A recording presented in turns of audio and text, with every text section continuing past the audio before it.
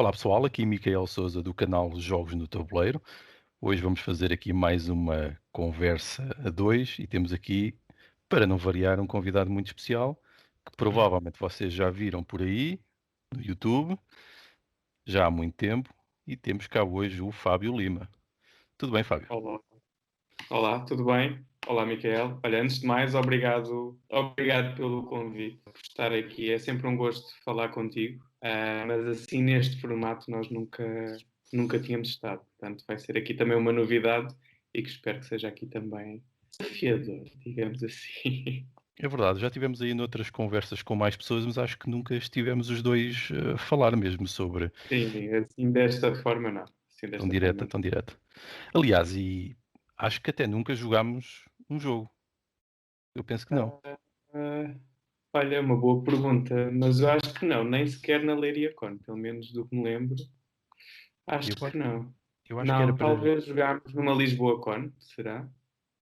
Não estou Não sei, olha, é recordado. uma boa questão. É uma boa questão, mas por acaso tenho a ideia que talvez não. Talvez não. Mas É estamos em possível. falta, portanto, Sim, sim, quando isto for possível, temos uma partida marcada. sim, sim. Eu acho que até era engraçado. Até podemos ficar aqui com esta coisa em aberto. Juntarmos aqui mais alguns youtubers e fazermos depois um jogo assim que seja mais dado algum bluff e alguma interação mais hilariante que possa haver. E depois até Uhum. pode ser uma coisa interessante para partilharmos, digo eu. Ah, parece uma boa ideia, parece uma boa ideia. Então vamos começar aqui pelo início, que é sempre um bom Uhum. sítio para começar, não é? Claro, claro, claro. E aqui a questão habitual que eu coloco às pessoas é a possibilidade de fazerem a sua autoapresentação. E a Uhum. pergunta é sempre a mesma, é quem és tu, Fábio? Olha, é uma pergunta perfeitamente legítima que eu acho que é sempre difícil porque vamos nos estar aqui a vender um bocadinho. Mas de forma muito rápida. Portanto, eu sou o Fábio, sou o produtor de conteúdos do Playing Season. A par deste projeto que surge aqui como sendo um hobby na minha vida, sou também professor de marketing e tenho uma agência de comunicação onde faço toda a parte de gestão de contas publicitárias. Portanto, acaba por ser um bocadinho este background que me faz aqui entrar diretamente nos jogos de tabuleiro, numa tentativa também de fugir da minha realidade e conseguir ao mesmo tempo desenvolver ou trabalhar com diferentes ferramentas digitais que estavam a surgir na altura, que eu conhecia pouco em termos técnicos, mas que foi aqui um dois em um, portanto. Começar a descobrir conteúdos de forma muito proativa, aliando a uma área que eu tinha também descoberto há pouco tempo, que eram os jogos de tabuleiro, e que me ia desafiando. Portanto, em termos criativos, eu acho que as pessoas podem não ter noção, mas um produtor de conteúdos, em termos de criatividade e de concepção daquilo que pretende fazer, seja em termos de fotos, de vídeos, etc., acaba por ter também aqui um grande trabalho criativo. Portanto, colocar em prática as suas ideias e muitas vezes a parte da criatividade está na solução que nós encontramos para conseguir que aquele conteúdo cumpra o objetivo. Portanto, esta é a minha apresentação assim mais simplificada e aquilo que eu te posso dizer rapidamente. Acabaste por responder a uma coisa que eu queria perguntar, que era essa opção de entrar ou de iniciar como criador de conteúdos e fazer aqui Uhum, um paralelismo até com a tua vida profissional e com os conhecimentos que eventualmente trazes dessa área mais uhum, técnica e essa área de conhecimentos e como, pelo menos eu digo isso porque senti isso também, como aqui o YouTube, e, quer seja o blog, quer sejam as fotografias, acabam por ser um modo de experimentação claro. um pouco como são os próprios jogos, não é? Que são aquelas arenas onde nós podemos experimentar coisas e ver os resultados Uhum, e onde não há uhum, assim consequências muito negativas dos erros, supostamente. certo. Mas quando partilhamos e criamos coisas para o YouTube, se calhar depois há consequências às vezes das coisas que fazemos, não é? Portanto, temos de ter aqui um bocado de cuidado por vezes no que vamos fazendo, digo eu. Claro, claro. Portanto, é mais Mas eu, arriscado. se quiser, posso explicar um bocadinho como é que foi o processo e depois como é que tudo isto entra aqui realmente na minha vida. O início dos jogos de tabuleiro entra de forma muito inesperada. Eu sempre joguei, desde novo, aqueles jogos que toda a gente gosta, ou toda a gente joga, desculpa, porque nem todos gostam. E houve, em 2015, eu estava na agência, estávamos a fazer um projeto para Macau, eu estava à procura de influências no Oriente, porque em termos de comunicação é muito diferente daquilo que se faz no Oriente e no Ocidente, até tem conotações específicas, isto vai um pouco ao encontro daquilo que tu estavas a dizer, nós fazemos determinadas coisas num país que podem ser bem percepcionadas, mas no outro tem um efeito completamente oposto, e encontrei um jogo de tabuleiro, que é o Tokaido, que tinha uma arte lindíssima e que me fascinou. E o que é que eu achei mais interessante? Perceber que existia um jogo do tabuleiro que não precisava de dados para que a ordem, para que a movimentação dos jogadores acontecesse no tabuleiro, e também é um jogo que não segue propriamente aquela ordem rotativa, à vez. Portanto, vai sempre jogar aquele que mais atrás no tabuleiro está. Portanto, houve aqui um conjunto de coisas que me fizeram olhar para um jogo que é realmente diferente, que tem uma arte bonita e que me despertou aqui a curiosidade. O que é que aconteceu? Comecei a procurar mais sobre aquele jogo, mais sobre o autor, que é o Antoine Bauza, e entrei num site que eu digo sempre que é a mesma coisa que abrir a caixa de Pandora, que foi o Board Game Geek. E aí percebi que existia realmente um grande mundo de jogos de tabuleiro que eu não conhecia até à altura, e acho que nós só vamos descobrindo à medida que nos vamos interessando por jogos de tabuleiro modernos. Portanto, foi algo inesperado, a partir daí veio outro. Seguiu-se, eu gosto imenso de Interrails, portanto, o próximo que me fascinou foi o Ticket to Ride, e perceber todas as variações que existem e que estão associadas ao jogo, e a partir daí foi algo que foi surgindo naturalmente. Acho que quando existe um primeiro contacto com os jogos de tabuleiro modernos e as pessoas gostam da experiência de jogo, têm uma curiosidade para começar a procurar mais e a experimentar mais. E eu acho que se começa naturalmente por um autor que se gosta, porque pensamos, e isto numa perspectiva psicológica faz todo sentido. Se eu gosto do produto que é feito por aquele autor, muito provavelmente eu vou gostar de outros produtos feitos por ele, porque me identifiquei com a proposta que ele me apresenta. E eu acho que é isso que as pessoas acabam um bocadinho por fazer. Depois, eu senti que eu estava à procura de informação sobre jogos de tabuleiro, mas a verdade é que em Portugal não existia. Já existiam grupos, é verdade, existiam grupos de Facebook, mas não existia conteúdo, não existia conteúdo feito. E foi aí que depois me despertou o clique. Pensei, ok, eu preciso de um escape, preciso de uma forma de também estimular a minha criatividade, e foi juntar dois em um. Aquilo que eu conhecia ao nível de jogos de tabuleiro, juntamente com as ferramentas que eu tinha na agência e que me ajudavam aqui também a conseguir fazer um conjunto de conteúdos que eu achasse que eram interessantes. E que, mais uma vez, é um trabalho que é amador. Okay? Portanto, começa como um hobby amador. Portanto, o objetivo é eu desafiar-me a mim próprio e tentando fazer coisas diferentes que eu acho que façam sentido. Mas, como tu também estavas a dizer, com o cuidado de passar a informação correta. Portanto, exatamente para também não desrespeitar ninguém. E isto acaba por ser, em termos de ética profissional e em termos de ética pessoal, é assim que eu funciono. Então, pelo que eu percebi, não conhecias ainda estes tipos de jogos de tabuleiro modernos, chamemos-lhe assim, e foi esta necessidade de encontrar alguma coisa diferente que te levou a isso. E foi assim uma pesquisa direta no Google, no motor de pesquisa, que te levou a isto assim? Ou seja, foi o processo natural de tu procurares informação. Ou seja, existia, lá está o que estava a dizer, existia o Tokaido, a partir daí começar a procurar mais informações sobre o jogo, procurar mais informações sobre o autor, sobre o ilustrador, Uhum. e inevitavelmente tu vais parar ao Board Game Geek quando estás à procura deste tipo de informação. Como é óbvio, a primeira vez que tu entras naquela plataforma, tu não percebes bem como é que... Pronto, e ela agora está reformulada, está um bocadinho mais user-friendly. Já está melhor. Mas na altura está um bocadinho melhor. Mas Eu não estou a mesmo dizer que assim, está boa, está um bocadinho melhor. Mas tens esta consciência de que existe muita coisa, é um mundo completo, é um mundo gigante. E eu acho que só quando se procura informação é que se percebe realmente aquilo sim, sim. que lá está. Mas sim, surge tudo muito naturalmente, percebes? Mas eu acho que isso também acontece porque eu já tinha jogado jogos até então. Eram aqueles party games do costume, o Monopólio, o Trivial Pursuit, Cluedos, etc. Mas sempre existiu essa cultura, portanto, também sempre existiu esse hábito na minha família, nem que fosse serões a jogar jogos de cartas, portanto, já existia um bocadinho já estava um bocadinho incutido, digamos assim, em termos de tradição familiar. Portanto, é algo que tu vais buscar diferentes insights da tua infância e aquilo reforça um bocadinho coisas novas que tu pretendes fazer. Então, e depois, pegando nesse conhecimento que foste adquirindo, conseguiste criar novos hábitos de jogo, encontrar aqui pessoas com quem jogar estes novos jogos, levar para a família, amigos? Sim, sim, sim, sim. Ou seja, Quando eu encontrei o Tokaido, o Ticket to Ride, etc., eu acho que isso foi uma mudança também no meu tipo de vida e na forma como eu encarava as diferentes interações sociais. Porque passei a utilizar também os jogos como uma forma de interagir diretamente com as pessoas. Portanto, também a convidar mais pessoas para virem cá a casa, ou eu ir lá, fazemos jantares de convívio, portanto, isso também mudou um bocadinho a minha perspectiva. E é interessante porque vês um conjunto de adultos a não olhar para os jogos de tabuleiro como sendo coisas de crianças, e sim como sendo novas formas de interação à mesa. Eu acho que está toda a gente naquela perspectiva de que realmente estamos todos, durante a semana, estamos todos um bocadinho mais cansados do digital. E então aqueles são pequenos escapes. Ou seja, os jogos de tabuleiro são vistos também pelos adultos como pequenos escapes e formas de interação. Havia alguém que dizia que mais facilmente conhece uma pessoa durante uma hora de jogo do que propriamente durante toda a sua vida. Okay?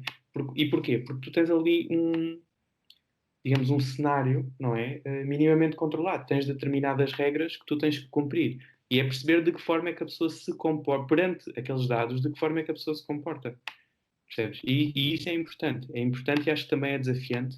E é uma forma das pessoas, sinceramente, eu acho, olharem para os jogos de tabuleiro como novas formas de interação entre si. E isso também é reforçado, basta ver para dois jogadores, a quantidade de casais que começou a jogar jogos exclusivamente para dois e que isto melhorou a relação do casal. Mais uma vez, depende da perspectiva com a qual tu vais quando tens esse tipo de jogos. Não estou a dizer que obrigatoriamente isso tem que acontecer. Mas há pessoas que gostam dessa interação. São formas de ter diferentes momentos e passar diferentes momentos com pessoas que tu gostas. Então, e nestas interações que tu tinhas com as outras pessoas, nunca ninguém achou estranho, olha, lá vem este outra vez com os jogos, para aqui trazer. Nunca te aconteceu coisas destas? Ou então Não, por jogos, que acaso não. horror, vais trazer jogos, que é isso? É, até me acontece exatamente o oposto. É as pessoas pedirem para levar jogos. Eu acho que talvez o primeiro impacto é que ele pode ser um bocadinho estranho, ok? Porque realmente existem muitos estigmas de sim, jogos de tabuleiro, jogávamos isto quando éramos miúdos e não sei o quê. Consigo perceber todas essas questões, porque principalmente em Portugal não existe uma cultura saudável de jogar jogos de tabuleiro. Não existe. Portanto, é algo que está a crescer, é algo com o qual vamos, ou para o qual vamos todos contribuir para que aconteça. Mas a verdade é que depois das pessoas experimentarem uma vez, deixa de ser estranho e são as próprias pessoas a pedir. Inclusivamente, e isto acontecia antes da pandemia, às vezes convidavam para ir jantar e já me diziam quais eram os jogos que queriam que eu levasse. Houve momentos em que eu pensei se queriam era jogar os jogos ou se queriam me convidar a mim, percebes?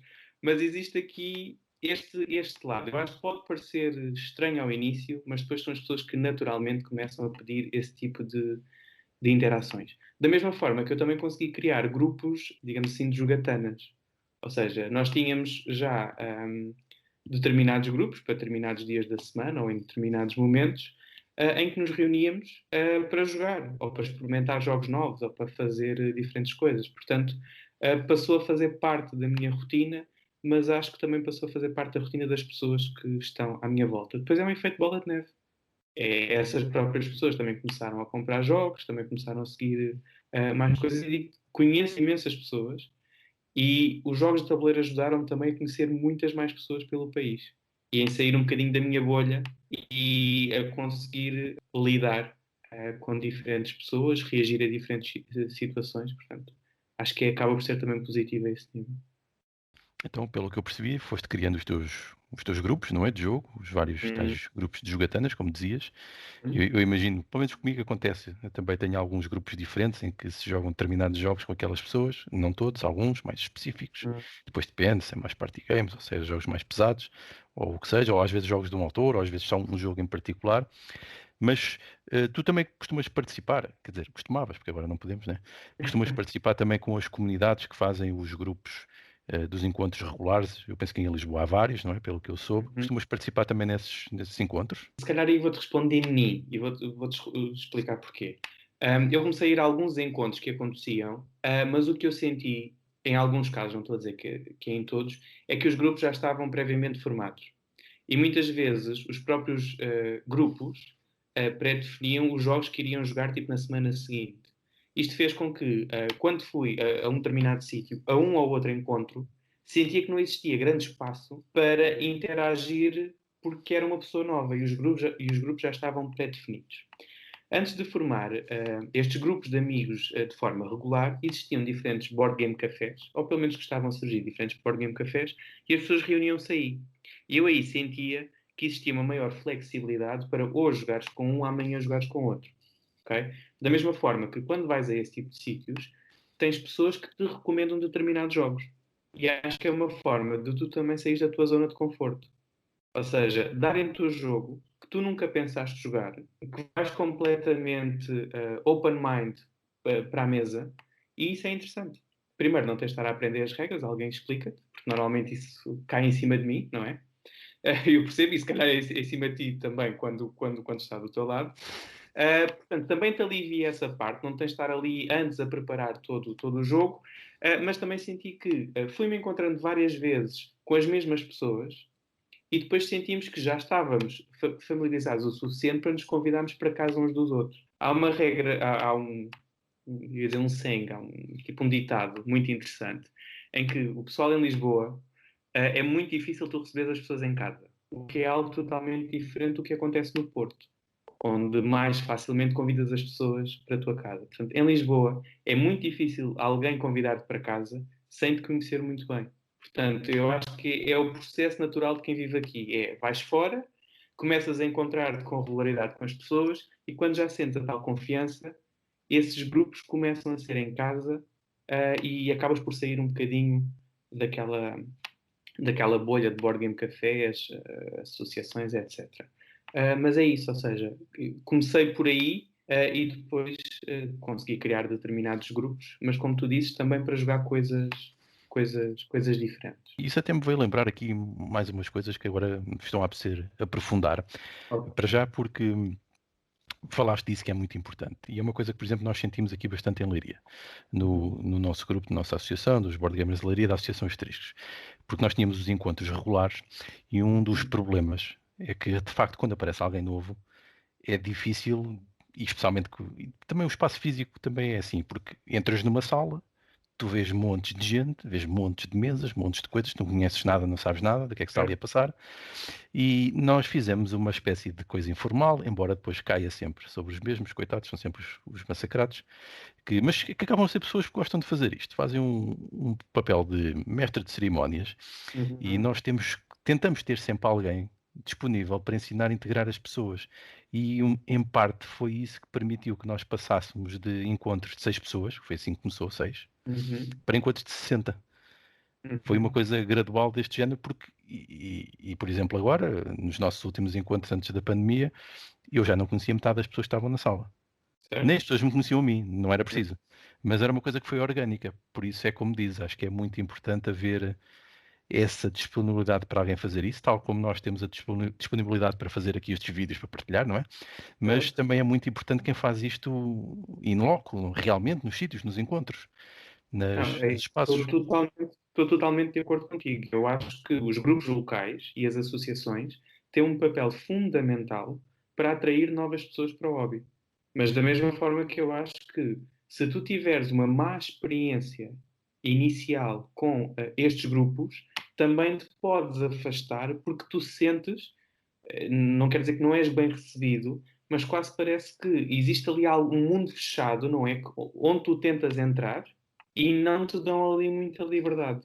Mas, mais uma vez, os grupos são extremamente importantes para atrair novas pessoas para o hobby. E porquê? Porque quando tu queres jogar, imagina, o teu grupo de amigos tem aquela perspectiva de que os jogos de tabuleiro são para crianças, tu vais ter que ir procurar pessoas que partilham os mesmos interesses. E onde é que as encontras? Nos encontros, não é? E nas associações. Portanto, é extremamente importante e acho que as pessoas deviam dar muito mais valor ao trabalho que os grupos locais e as associações fazem.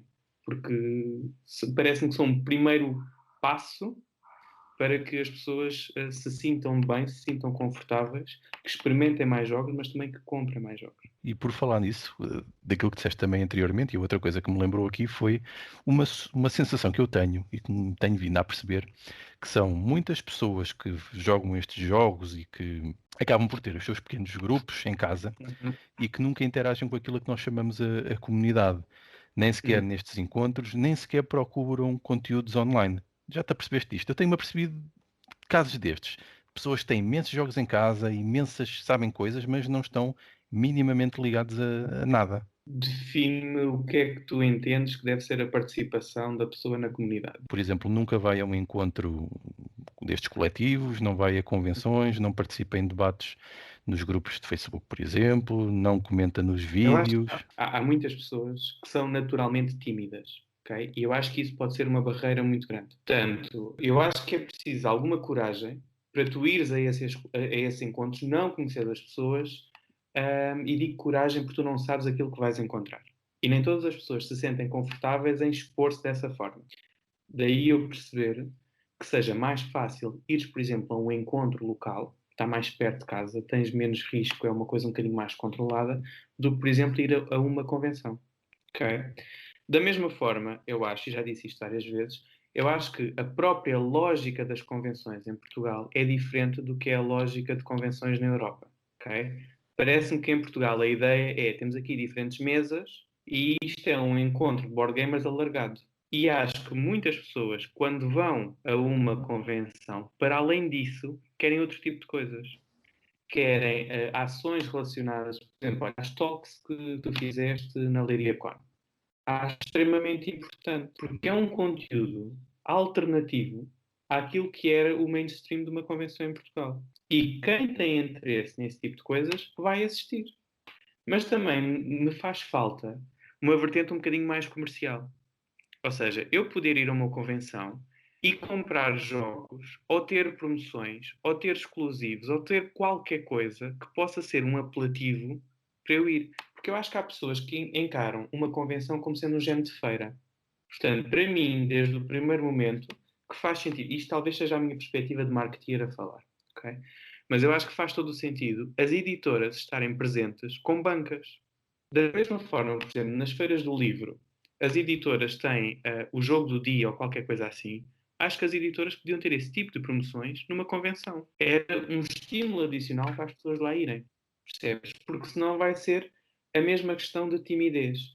Eu vou a uma convenção, tenho mesas para jogar e a pessoa chega lá, não conhece os outros, não conhece os jogos.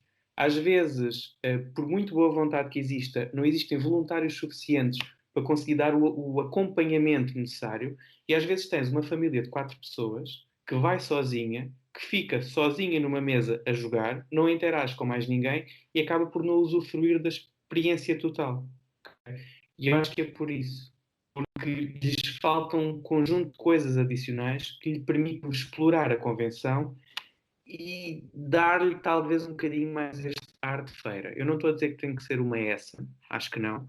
Acho que tem que ter um conjunto de mais coisas para quem não tiver o interesse de ir lá ou não tiver o interesse de socializar. Pois é, tendes a isso mesmo. Nós tentámos na Leiria quando criar a sala Leiria Kids e foi uma intenção de conseguir reforçar mais esta parte. E realmente isso é real o que dizes, porque uma pessoa que chega a uma convenção, eu falo da Leiria quando que é que eu conheço, por dentro, as outras sou só frequentador, esta conheço mais a nível da organização, e realmente nós sentíamos isso. Porque para já era muito pesado para as pessoas que eram da organização estar constantemente a acolher as pessoas, mas por outro lado também, lá está, precisamos desses voluntários para ter esses espaços para integrar as pessoas, porque senão caem ali no vazio. É giro passar pelas mesas, ver aqueles jogos todos estranhos que aquelas pessoas todas estão a jogar, aquilo é fascinante, mas depois tem que haver ali uma continuidade para entrar de alguma maneira em alguma coisa. Exatamente. E de facto isso faz falta. Eu estava a falar também das pessoas que não interagem com a comunidade pensando na parte online, porque eu tenho a sensação que as pessoas estão. Ok, alguns até têm conhecimentos muito grandes de jogos, têm grandes coleções, mas depois ficam no seu pequeno espaço, o que é uma pena, porque se calhar a comunidade até é maior do que aquilo que nós imaginamos. É assim, eu acho que tens razão, a comunidade é maior do que aquilo que nós imaginamos. Não, eu, mais uma vez, e isto agora fazendo um bocadinho a ponte com o meu percurso enquanto produtor de conteúdo. Aquilo que eu sinto é que as pessoas veem o conteúdo, mas que não dão feedback. Pronto. E basta ver isso pelos analytics que o YouTube tem, pela questão do blog, pelas questões do Facebook, etc. Mas acho que é uma coisa muito portuguesa, que é, para falar mal toda a gente fala, para falar bem dificilmente as pessoas dizem, olha, estiveste muito bem, gostei. Okay? Se existir alguma coisa má, as pessoas apontam logo, ok? Mas acho que é uma coisa muito portuguesa. Mas, como tu dizes, eu acho que a comunidade, assumindo eu que são todas as pessoas que gostam de jogos de tabuleiro, a Isso. comunidade é muito maior do que aquilo que é a comunidade, digamos, mais participativa ou interativa. Mas eu sinto que as pessoas acompanham o conteúdo que é feito, apenas não dão feedback sobre ele. Se me perguntares porquê, não te consigo dizer assim imediatamente. Aquilo que eu senti é, acho que às vezes há algum desdém, digamos assim, para o conteúdo que é feito em Portugal, comparativamente ao conteúdo que é feito lá fora. Mas a verdade é que há muito bom conteúdo a ser feito em Portugal, por diferentes pessoas. Pronto. Basta perceber que muitos dos produtores de conteúdo, os jogos não chegaram a Portugal, as pessoas já estão a fazer vídeos de unboxing, explicação de regras, etc., daqueles jogos, não é? Portanto, se é um jogo que não saiu sequer em Portugal, vamos pensar, o jogo teve que chegar à pessoa, não é? Portanto, em princípio, a pessoa comprou o jogo para conseguir mostrar esse conteúdo, mas depois também sinto que quando tu imagina que só fazes um vídeo de unboxing e não fazes um vídeo de explicação de regras, muitas vezes eu recebo mensagens privadas a perguntar quando é que o vídeo de regras vai sair, mas que não é algo público. Portanto, muito do feedback que eu recebo é através de mensagens privadas, seja no Instagram, seja no Facebook, etc. Okay? Portanto, sinto. E depois eu tenho outra postura que é para mim não me importa o número de seguidores, o número de visualizações, o número de likes, não me importa. E vou-te dizer porquê. Porque eu acho que não é a quantidade que faz sentido, mas sim a qualidade. Da mesma forma que se eu faço um vídeo de explicação de regras de um jogo que ainda não está em Portugal, mas que imagina que foi lançado em França e eu faço essa explicação do jogo, futuramente alguém pode vir a usar aquele conteúdo. Ou seja, a partir do momento em que eu faço o conteúdo e o publico, é um conteúdo que vai estar disponível para sempre. Portanto, a qualquer momento, seja a curto, médio ou longo prazo, as pessoas vão ter ali um conteúdo que podem aceder. Portanto, eu até posso estar a fazer um vídeo que eu acho que é um jogo que está tipo na BR, que é um jogo super interessante, mas as pessoas inicialmente não mostram nenhum feedback, ok? Mas em algum momento aquele vídeo vai ser útil para alguém. Portanto, por isso é que para mim esta questão da quantidade não é relevante, mas sim a qualidade do produto que tu entregas. Sim, aí também concordo contigo, porque nós também sabemos que muitas das visualizações e dos likes são de pessoas que nem sequer veem o conteúdo. Simplesmente entram e saem do vídeo ou metem um like e se calhar não interagiram com ele naquilo que nós pretendemos, que é de facto passar aqui uma mensagem e ter algum impacto. Não é só ter a visualização, não é isso que interessa, não é? Eu acho que, e concordas comigo, nós queremos é que as pessoas joguem os jogos e que Claro, realmente a coisa cresça, não claro. é ter uma visualização. Isso é tão efêmero que lá está, acho que não faz muito sentido. Por isso é que eu estava a dizer, ou seja, às vezes eu até acho que o vídeo pode funcionar como uma forma de tu esclareceres alguma dúvida que tu tenhas. Tu nem precisas de ver o vídeo completo. Tu vais àquele momento específico para esclarecer uma dúvida que tenhas, seja uma dúvida de setup, seja uma regra específica qualquer que tu não percebeste bem. Portanto, pá, às vezes até podes ver várias vezes aquele link e, por consequência, gerar várias visualizações para ir esclarecendo uma outra dúvida que surge. Não é? Mas eu acho que as pessoas em Portugal veem conteúdo e veem o conteúdo que é feito. Só que não manifestam opinião. Por isso é que tu tens uma noção de que a comunidade é mais pequena do que aquilo que efetivamente é. Muito provavelmente é mesmo isso. Ora, entrando aqui mais nos conteúdos do teu canal, aqui Uhum. numa abordagem que é subjetiva e é pessoal, eu fico com a Uhum. sensação que tu dás mais preferência a jogos familiares e aos É. jogos ditos leves, médios, ali aquele intermédio, não é? Há sempre ali Uhum. a dúvida entre o leve, médio, o médio pesado, o que é que será isto, não é? Mas pronto. É. É. Tu fazes isto por alguma intenção de mercado? É por gosto pessoal? Quais é que são os critérios para este foco, se é que isto realmente é um foco? É assim, é um foco para mim porque é o tipo de jogos que eu gosto de jogar. Ok? Eu confesso que houve uma vez que joguei um braço que durou 4 horas e eu, passado 3 horas, já estava cheio de fome e quase a cortar os pulsos. Ok? Portanto, não é o tipo de jogos que eu gosto. Portanto, eu dedico-me mais aos familiares porque são os jogos que eu acho mais interessantes, que mais jogo com as pessoas que estão à minha volta e também sobre os jogos, talvez digamos assim, que eu vá procurando mais, porque são aqueles que vão depois estar na minha ludoteca. Que, mais uma vez, os produtores de conteúdo em Portugal compram os seus jogos. Okay? Portanto, se eu vou comprar um jogo, convém que seja um jogo que eu jogue e que, por norma, o possa jogar várias vezes para também rentabilizar o tempo e o investimento aqui que foi feito. Portanto, posso dizer que é um canal muito mais familiar. De vez em quando consigo esticar ali a corda e ir para um jogo mais complexo, mas quase certeza que nunca me vão ver a explicar um Lisboa ou um jogo do Vital Lacerda no canal. Não que eu não gosto dos jogos, porque gosto dos jogos, mas que acho que é algo que para mim também em termos de conteúdo e de produção de conteúdo seria um bocadinho mais difícil de conseguir trabalhar em termos de vídeo. Ou seja, não é só uma questão de gostar ou não, é também perceber qual é a melhor forma de eu conseguir passar a mensagem. E isto para mim é importante. Sem dúvida. Aliás, eu costumo dizer que os vídeos de tutoriais e análises dos jogos são os mais complicados de fazer, pelo menos para mim, são os que dão mais trabalho. E quando é um jogo assim pesado, é complicadíssimo. É complicadíssimo. Mas é o que estou a dizer, eu jogo também. Só não os apresento é no canal. Porque eu acho que, assim, como é óbvio, nada contra. Mas eu acho que em Portugal existe uma grande diversidade de pessoas a fazer diferentes coisas. Por exemplo, acho que tu, mais facilmente, farias a explicação e a review de um jogo mais complexo, portanto, tipo um braço e afins, do que propriamente eu, percebes? Porque imagina, se eu te estou a dizer que um jogo demora 4 horas, para mim é algo que me cansa, se calhar para ti dizes só 4 horas. Isso para mim é fantástico. Como é óbvio, são duas abordagens distintas do mesmo jogo. Pronto, mas reforço aqui, as análises também são sempre fundamentadas. Portanto, o que para mim pode ser correto, pode não fazer qualquer sentido, mas por isso é que elas são fundamentadas. Claro, isso mesmo. São subjetivas, mas nós tentamos sempre fundamentá-las, não é? Um, Sim, serem subjetivas que não podem ser fundamentadas, muito pelo contrário. E tem que existir sempre um racional por trás, não é? Claro. E é como estavas a dizer, não é? Isto também nós, quando fazemos os vídeos, transmitimos muito daquilo que são as nossas emoções que estamos a sentir.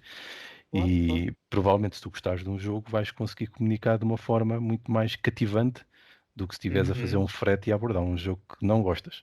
Eu, pelo menos, evito partilhar jogos que não gosto. Imagino que contigo seja a mesma coisa também. Não vais fazer um vídeo de um jogo que detestes só porque sim. Até porque lá está, como estavas a dizer, isto também é trabalho amador. Ninguém está aqui a fazer um trabalho pago de Uhum. apresentação do vídeo. Pelo menos eu penso que não. Não está, ou seja, e acho que em Portugal acho que não há ninguém, pelo menos o que eu saiba, a receber para fazer reviews. E existe aqui uma coisa que é importante, e eu acho que vamos falar disto mais à frente, mas acho que posso introduzir já o tema, porque eu acho que é sempre um tema tabu, que é, mesmo que a editora te envie um jogo para casa, a editora envia-te o jogo para tu fazeres um vídeo de explicação de regras. Ponto. E acaba aqui. Se tu quiseres fazer uma review, é algo que faz sentido por ti. Não faz sentido uma editora pagar para tu fazeres uma review do jogo, ok? Porque, como é óbvio, a tua review vai sair enviesada. Agora, se a tua postura, que é aquilo que eu faço, for podem enviar o jogo para fazer um vídeo de explicação de regras, ok? Aí estão a pagar o teu trabalho oferecendo-te um jogo, ok? É uma coisa completamente diferente. Por exemplo, há produtores de conteúdo estrangeiros a quem tu pagas para fazer o meu review do teu jogo. Para mim, não é algo correto. Porque se me estão a pagar para eu falar do jogo, não é? Isto pode enviesar o meu feedback, porque aí sim é subjetivo.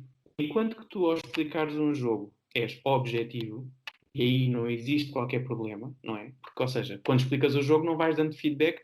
Este jogo é fantástico. Agora, a forma como eu estou a colocar o meeple, meu Deus, percebes? Portanto, eu acho que tem a ver tudo com uma questão de postura e a forma como tu abordas o patrocínio e como queres levar o teu conteúdo mais à.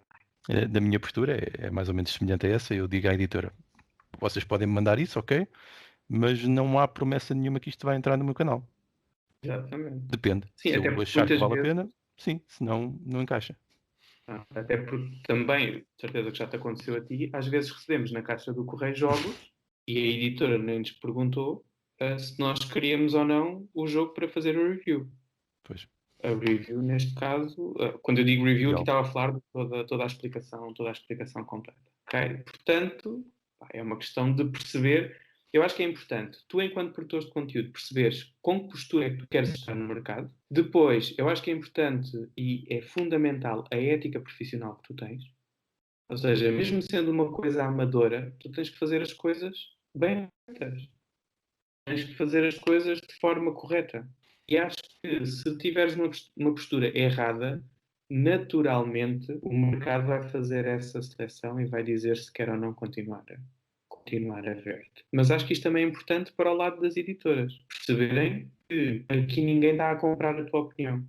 Já me aconteceu, dar uma opinião menos positiva sobre um determinado jogo, e era uma editora portuguesa, com um jogo português, e receber um alto e-mail, um grande e-mail extremamente extenso, a justificar, a dizer que a minha opinião não era válida, não fazia qualquer sentido, etc, etc, e a dizer que não concordavam comigo por causa disto e disto.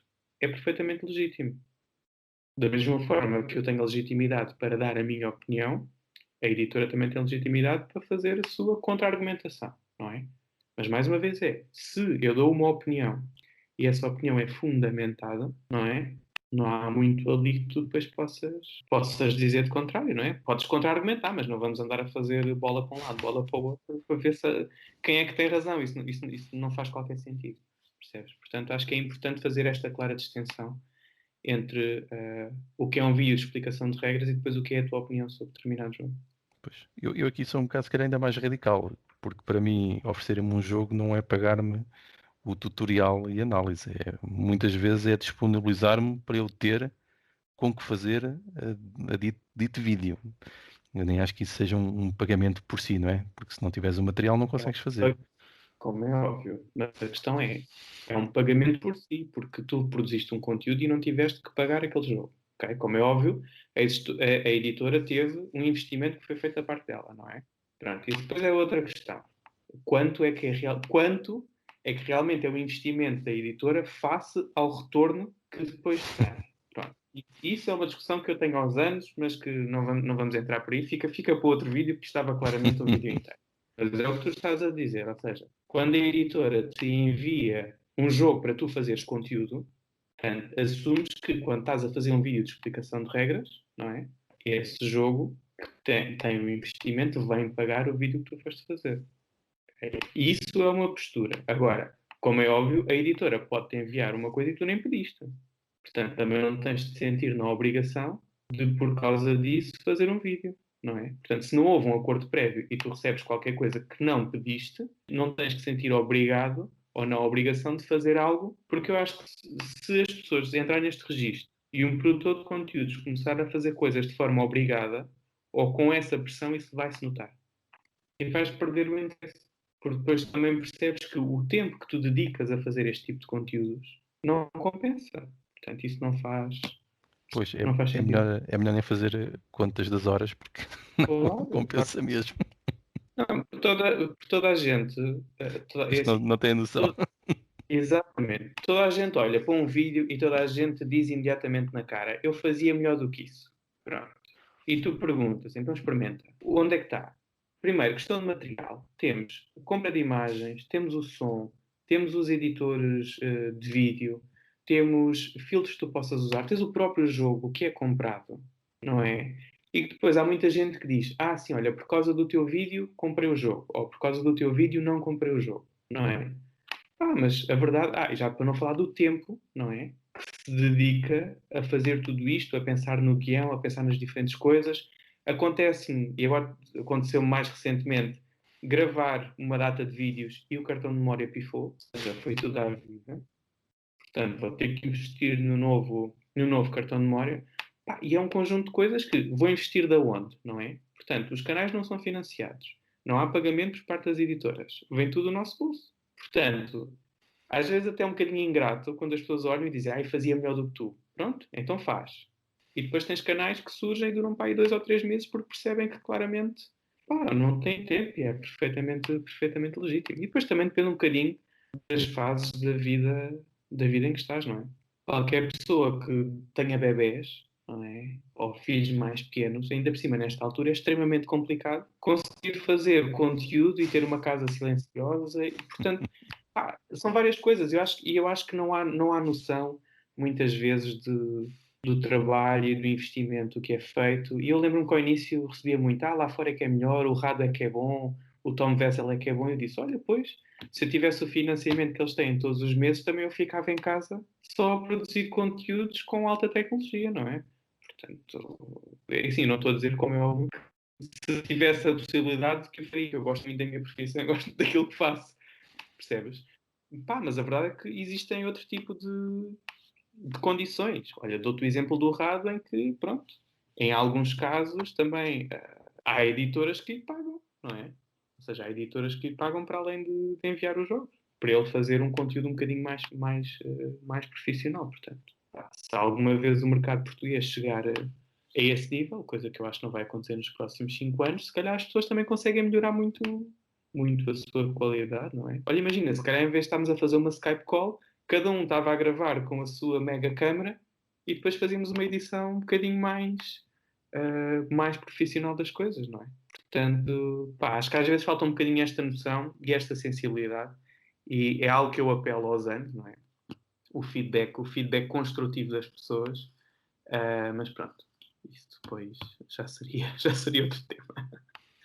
Por falar em mercado nacional, há aqui uma coisa que eu tenho inevitavelmente de te perguntar, que é esta ideia de teres criado os prémios Five Seasons, porque já vai na terceira edição, não é? Salvo erro, terceira edição, tem crescido todos os anos. E nós sabemos, se formos estudar também o surgimento dos prémios dos Spiel des Jahres, eles foram imensamente importantes para aquilo que foi a consolidação de uma coisa que era um hábito antigo, não é?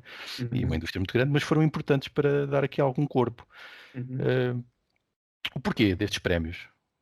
Olha, eu acho que surge tudo por esta minha ligação a toda a parte do marketing, compreender a indústria, perceber o que é este conceito de mercado, o que é que são empresas, o que é importante ou não. E primeiro, porque é que o prémio se chama Five Seasons? Porque, como é óbvio, é uma analogia ao Playing Season, mas porque só existiam 5 categorias na altura. Portanto, no primeiro ano existiam 5 categorias. E eu senti que já existia o Jogo e o Joguinho, que são os prémios atribuídos pelo grupo de board gamers de Aveiro e também pelo Jogo Eu, mas eu sentia, e também, como é óbvio, existem os prémios da Spiel Portugal, mas eu sentia que eram prémios que não se focavam exclusivamente no mercado português. E com o mercado a precisar de ser estimulado, senti que existia a necessidade de olharmos para dentro. E então, o objetivo dos Five Seasons, e é assim há 3 anos, é valorizar aquilo que é feito em Portugal e por portugueses. No primeiro ano, só tínhamos os jogos nacionais.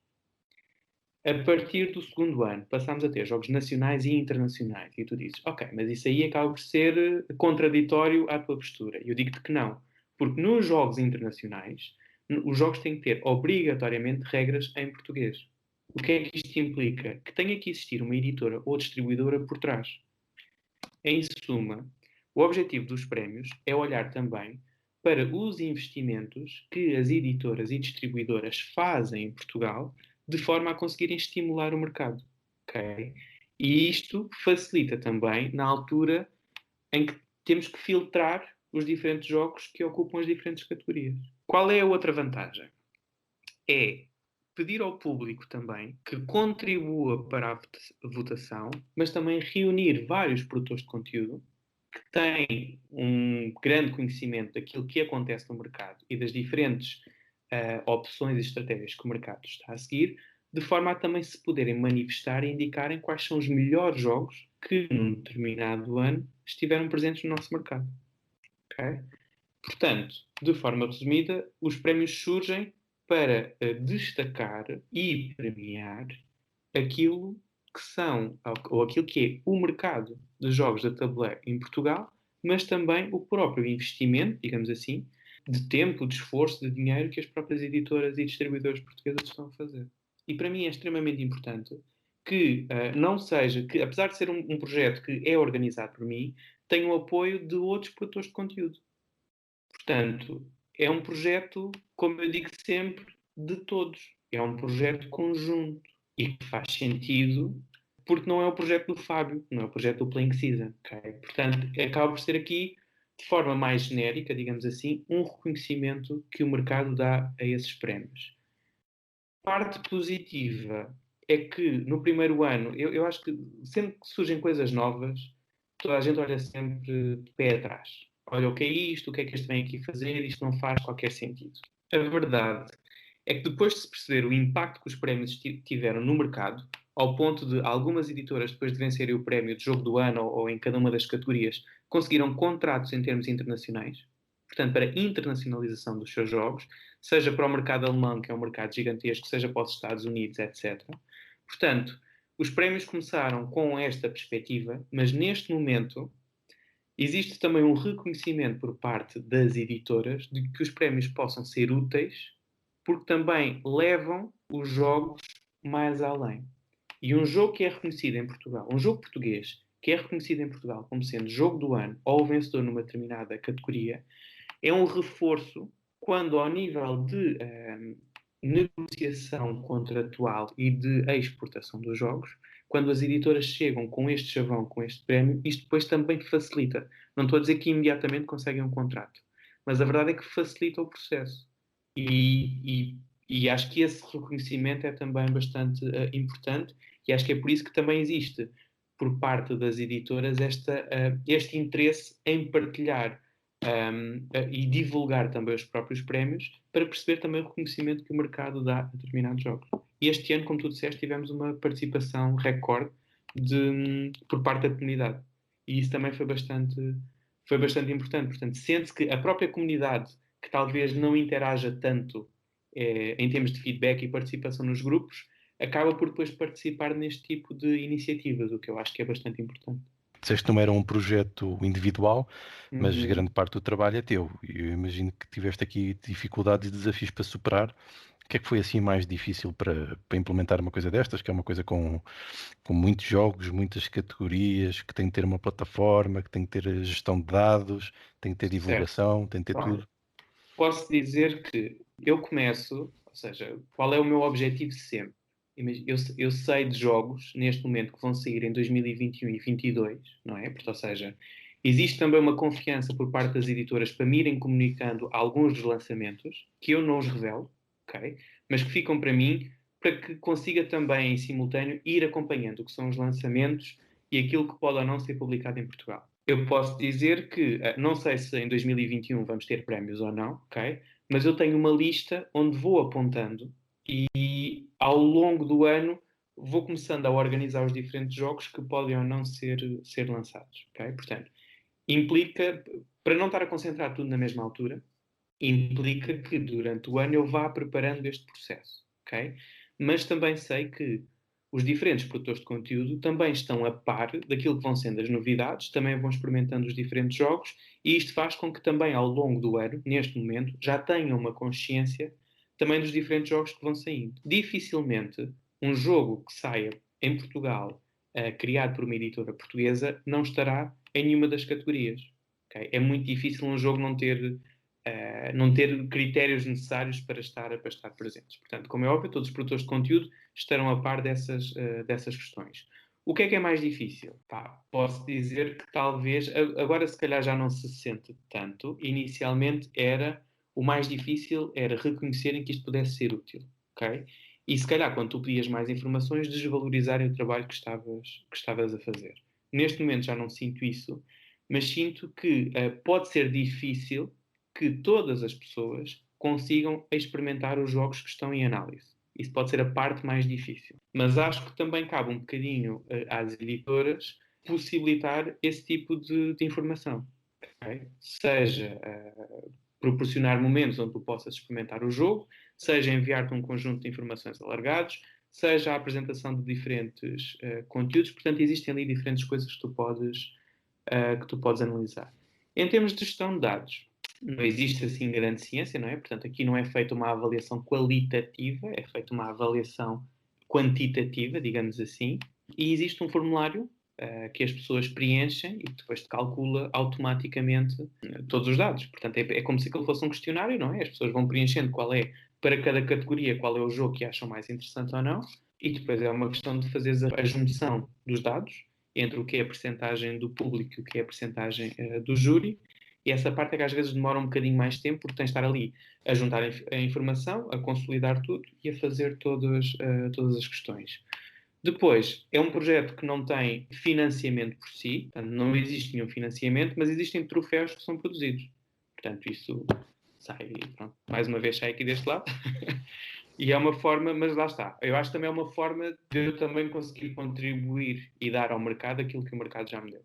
Okay? Portanto, acaba por ser também aqui uma troca nesse sentido. Mas, mais uma vez, é um projeto que não tem financiamento. Portanto, não existe qualquer financiamento, não existe qualquer influência aqui por trás, e a necessidade de teres também, em termos de júri de produtores de conteúdo, um leque alargado de pessoas, faz com que também possam existir diferentes opiniões e que são igualmente válidas. Okay? Portanto, esta pluralidade é importante e ajuda a que realmente, quando são conhecidos os vencedores, que exista aqui um filtro muito mais interessante e que seja algo mais concreto e direto àquilo que é realmente a vontade e a opinião do mercado. Mas se dá trabalho, dá imenso. Se é reconhecido o trabalho, acho que ainda não, mas espero que nos próximos anos seja. Acredito. Uma coisa que me deixou curioso foi que critérios é que tu usaste para fazer aquelas classificações das várias categorias? Que este ano houve Pronto. muitas categorias diferentes.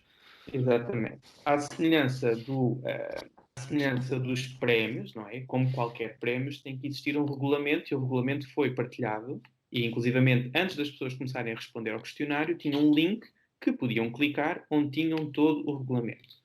O que é importante? Assim, eu acho que é sempre importante explicar o que é que significa a categoria.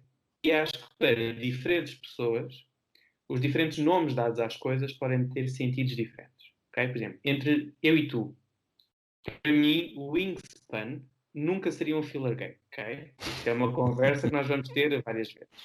Eu percebo que para ti seja, dado o tipo de jogos que tu jogas e o tipo de pessoas que tu jogas, ok? Portanto, daí que para mim seja importante apresentar um regulamento e dizer qual é o significado que cada categoria tem, ok? Por norma, os diferentes critérios são a rejogabilidade que o jogo pode ter, o peso que o jogo pode ter, o tempo que demora, a idades para as quais ele está pensado, se é um jogo que vai escalar bem para todo o número de jogadores, isso também é importante. Okay? Mas essencialmente perceber um bocadinho qual é o âmbito do jogo. Daí que, por exemplo, o Wingspan não é um filler game, para mim, seria sempre um jogo numa perspectiva mais de estratégia, enquanto que um filler game eu diria que pode ser, por exemplo, um roll and write, mas por exemplo, um Plenos 2, ok? Se calhar um Ótimos 2 já não é bem um filler e já seria uma coisa com uma componente mais de estratégia, ok? O único critério, ou a única categoria que eu acho que possa levantar algumas questões que é sempre um extra, é o prémio de jogo do ano. Okay? E este ano até surgiram aqui algumas questões que foram levantadas. Porque para mim, um jogo do ano em Portugal implica também que tenha que ter uma editora portuguesa. Não é? E que tenha que ter distribuição em Portugal. E isto é importante. Porque se o jogo não chega às pessoas, não é? Como é que o jogo pode ser considerado jogo do ano? Se as pessoas não têm acesso a ele. E não é por ele estar à venda numa loja que imediatamente o jogo pode. Uma loja residual, ok? Portanto, é importante este tipo de coisas. Mas, mais uma vez, o regulamento é claro, explica concretamente o porquê de se agrupar os jogos em determinados momentos, e acho que, de resto, não tem levantado dúvidas sobre o que é o quê. E referiste também que foi um projeto, chamemos de projeto, iniciativa, que foi feita com outros youtubers, com outros criadores de conteúdos. Será que foi uma forma também de contribuir aqui para alguma aproximação entre os próprios criadores de conteúdos na própria comunidade, ou seja, aproximá-los mais, juntá-los em projetos coletivos? Será que isso é uma coisa que faz falta? Será que é bom? Posso dizer duas coisas. Primeiro, ao início eu não sentia que as pessoas colaborassem, ok? E se calhar também com a minha própria perspectiva, que talvez levasse, e isto é uma perspectiva um bocadinho de marketing, que talvez associasse, como estava toda a gente a crescer e toda a gente a fazer um conjunto de coisas, às vezes tu és ali um bocadinho espicaçado até para algumas editoras, para as pessoas estarem ali a competir umas com as outras. Pronto. E chega a um determinado momento da tua vida, não é? Sendo todos nós adultos, em que tu percebes que se as pessoas estiverem cada uma a puxar para o seu lado, não é? Isto não vai ser bom para ninguém. E então eu acho que é necessário, e cada vez mais tem acontecido, que os produtores de conteúdo tenham projetos conjuntos, okay? De forma a mostrarem que as pessoas estão unidas. Okay? Porque quando nós vamos às convenções, nós estamos todos no mesmo sítio. Nós falamos todos uns com os outros, jogamos todos uns com os outros. E isto acontece em Portugal. Existir uma necessidade de estimulação, até por parte de algumas editoras, para a competição entre os produtores de conteúdo. Okay?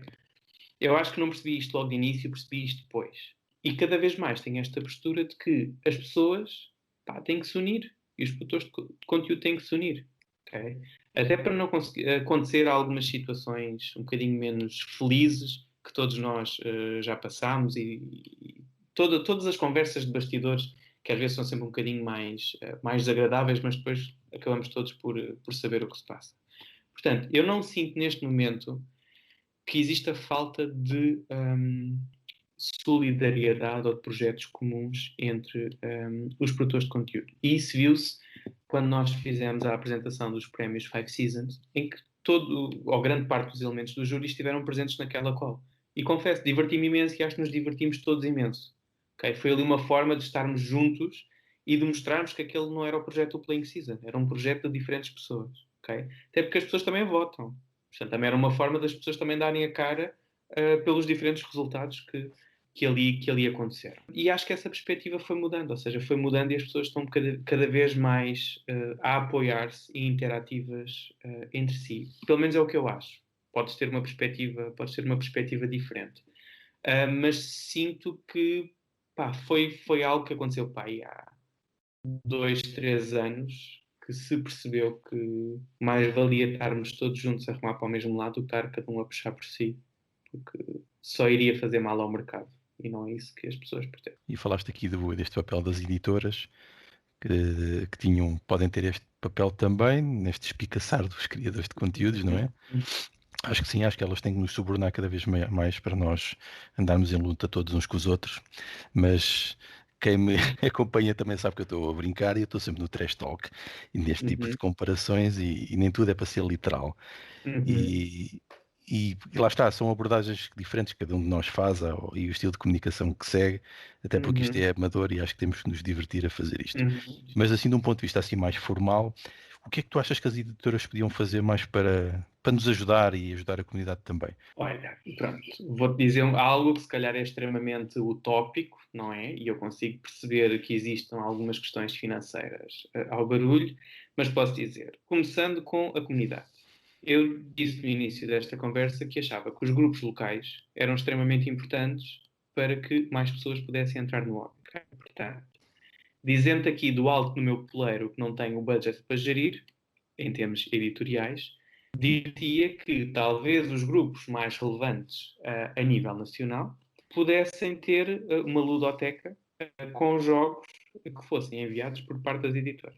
Okay? Parece-me que é uma primeira abordagem, não é? Para que mais pessoas pudessem jogar os jogos nacionais. E o que é que acontece? Se as pessoas realmente gostarem do jogo, elas vão comprá-lo. Okay? Portanto, é um investimento que depois acaba por estar soldado. Okay? O mesmo eu acho que acontece com os produtores de conteúdo. Porque o jogo sai em Portugal, não é? Se eu faço um vídeo, basta o vídeo de regras vender um jogo, já foi um investimento que ficou soldado para a editora. Okay? Já Agora, compensou, não é?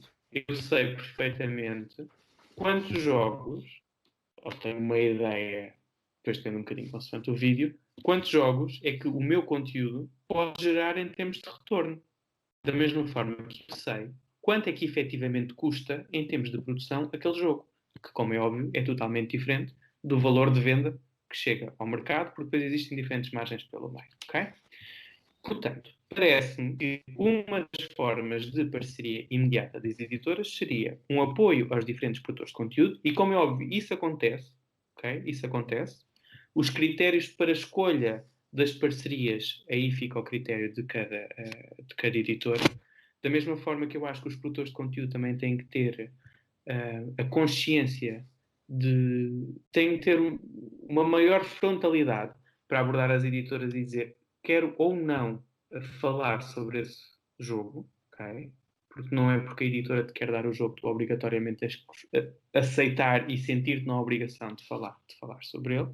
Mas acho que se existisse esse apoio ou um apoio um bocadinho mais reforçado entre as editoras e os produtores de conteúdo e as editoras e os grupos locais, mais facilmente também conseguiríamos criar aqui uma sinergia entre todos. Okay? Porque depois o que é que acontece?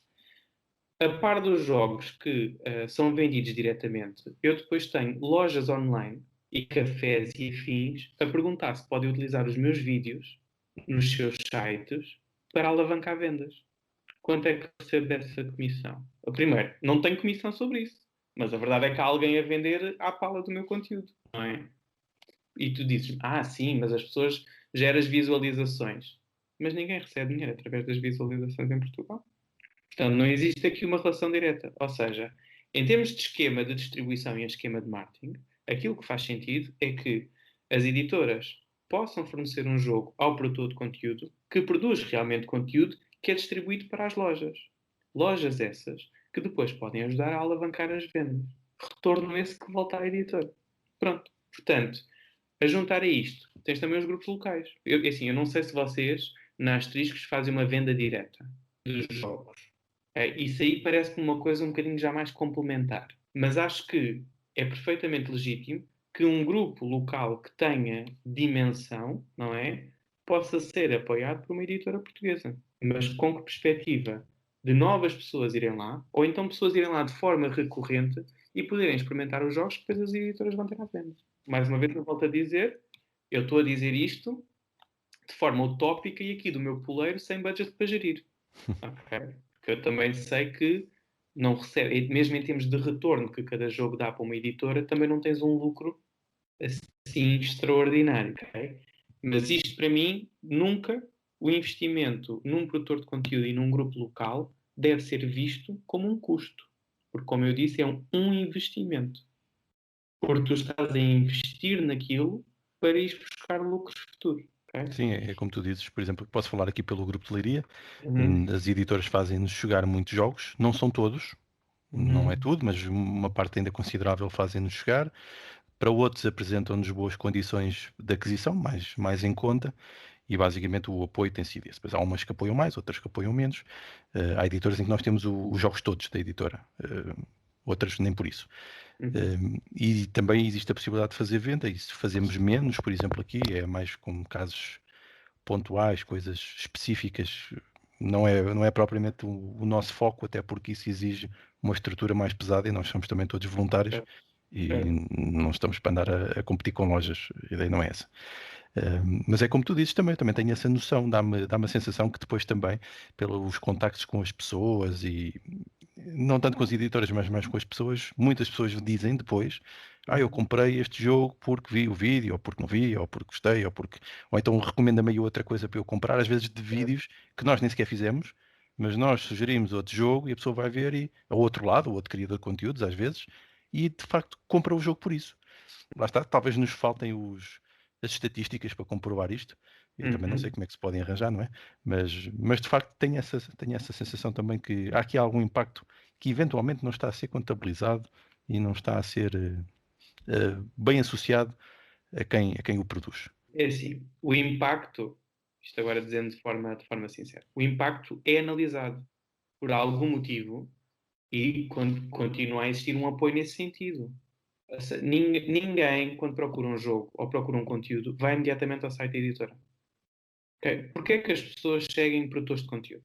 Porque os produtores de conteúdo falam de diferentes jogos, seja da editora A, da editora B ou da editora C. Se nós olharmos para as diferentes editoras e os conteúdos que eles fazem, são conteúdos comerciais. Os nossos conteúdos não são comerciais. Daí que exista um maior interesse por parte das pessoas em seguir aquilo que é feito por um produtor do que propriamente seguir aquilo que é feito por uma editora. Da mesma forma que tem muito mais impacto quando um produtor te apresenta qualquer coisa do que teres uma editora a tentar vender-te qualquer coisa. Essa consciência de que os produtores de conteúdo e os grupos locais alavancam vendas existe. Existe e é reconhecida. Agora, se isso depois se converte em algo que realmente reforça o apoio e a parceria com os produtores de conteúdo, aí é que eu acho que não. Mas esse reconhecimento existe, mas é um reconhecimento que não te dizem. Mas que é a mesma questão que eu te estou a dizer. Esta questão dos prémios dos Five Seasons. Eu sei que as editoras também conseguem contratos internacionais com os jogos, não é? Portanto, o que quer dizer que isto tem um retorno a longo prazo, não é? Portanto, o reconhecimento, mais uma vez, existe e está lá. Podem não querer dizer-te na cara, mas sabem que o trabalho que tu fazes é importante. Okay? Por algum motivo, as editoras portuguesas, quando depois querem ter os jogos com o rádio e afins, pagam, não é? Em Portugal, alguém pagou alguma coisa? Não. Okay? Mas, como é óbvio, ele tem um alcance muito maior do que qualquer um de nós. Um bocadinho Mas maior. a questão é, os portugueses, o público que entra naturalmente, ou o público novo a entrar neste tipo de mercado, vai procurar os conteúdos do rádio que não conhece. Não, vai a um motor de pesquisa, procura jogos de tabuleiro, nem sequer procura board games e encontra os nossos conteúdos. Sim. Portanto, um produtor de conteúdos português faz todo o sentido para o mercado português. Se as editoras vendem jogos em Portugal, é nesses que têm que se focar. Sim, é verdade. Se nós formos ao Analytics do Google, pelo menos nós vemos lá nas pesquisas que há muitas pessoas a entrar através do Google diretamente a Claro, pesquisar o nome de um jogo. exatamente. Isso surpreendeu-me quando eu comecei a ver, olha, de facto há pessoas a fazer isto e chegam aqui por essa via.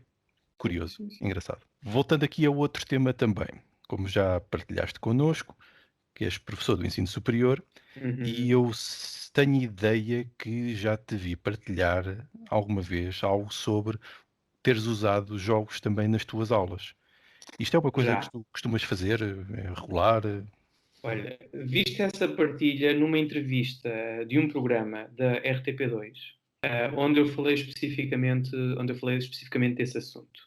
E aconteceu que o ano passado eu tive um aluno que era surdo-mudo.